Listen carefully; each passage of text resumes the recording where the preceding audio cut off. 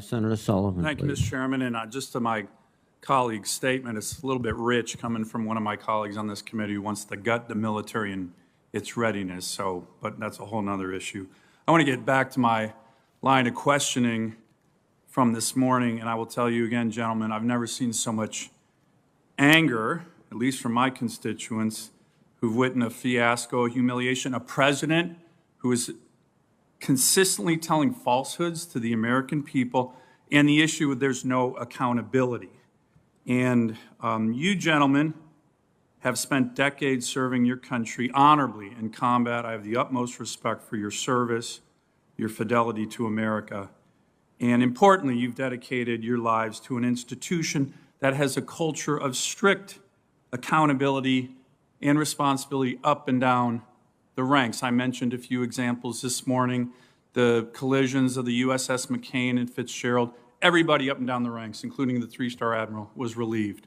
The recent, very tragic Marine AAV accident, everybody up and down the ranks, including the commanding general of the 1st Marine Division, was relieved.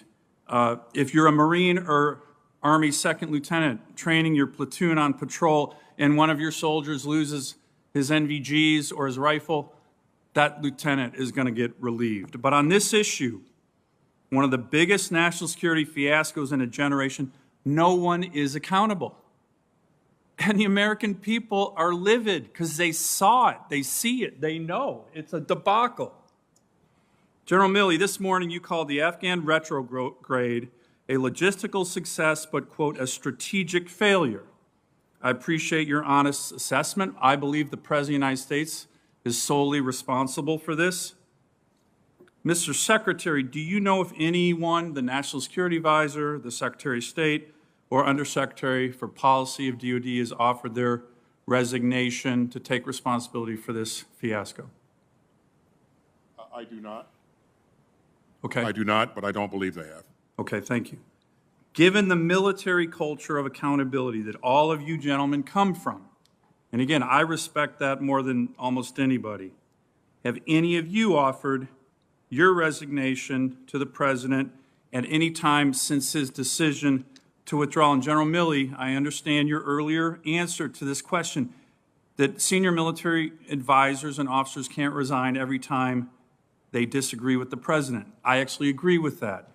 But after the President's decision, when the American people see such a strategic failure, as you called it, that's undermining our national security, they expect accountability, and there has been none.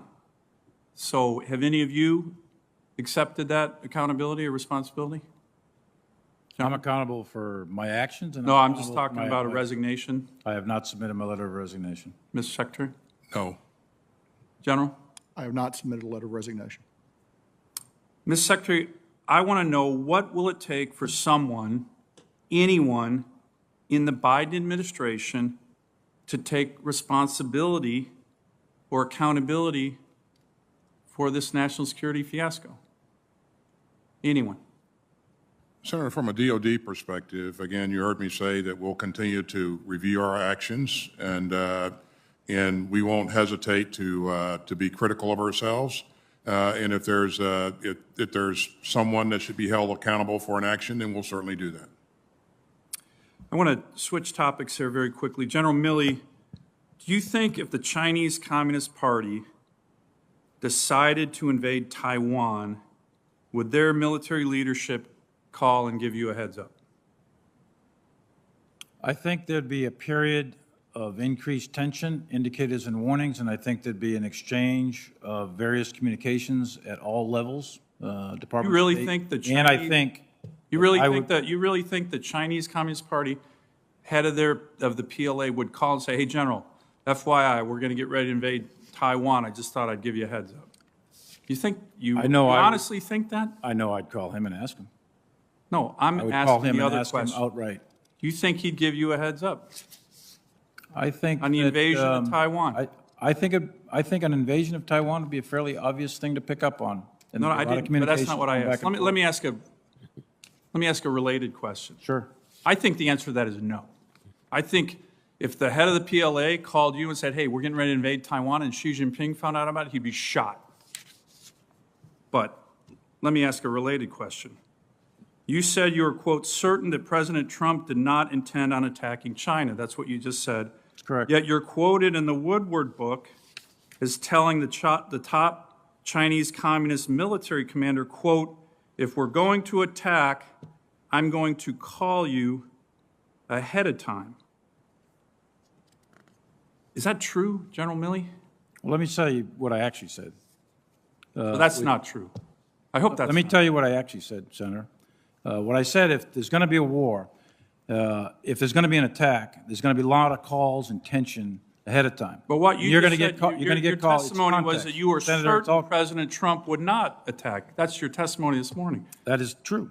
That is Okay, then absolutely why would true. you- And I was communicating to my Chinese counterpart on instructions, by the way, to de-escalate the situation. And I told him that we are not going to attack. President Trump has no intent to attack. And I told him that repeatedly. And I told him if there was going to be an attack, there'll be plenty of communications going back and forth. Your intel system's going to pick it up. I said, I'll probably call you. Everybody will be calling you. We're not going to attack you. Just settle down. It's not going to happen. And I did it twice, in October and January. I Thank think you, if Senator you're Sullivan. giving a heads up to the Chinese Communist Party, I didn't give them a heads up we're going to attack because we weren't going to attack. If we're I was going telling to them we were attack, not I'm going going to to attack, call you which was ahead of being Senator faithful Sullivan. to the President of the United States' intent. Time I was expired. being faithful to his intent, Senator. Thank you very much.